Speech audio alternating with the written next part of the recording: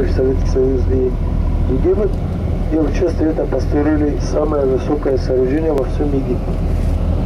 Это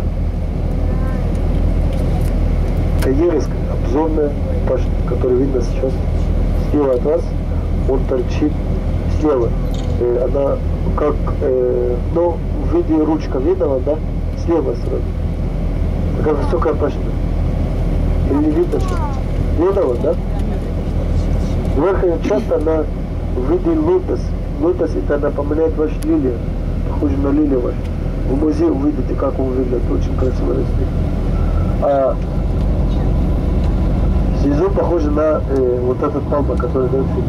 Вот если внимательно смотрели, вот похоже на этот пальм, потому что она растет вот таким.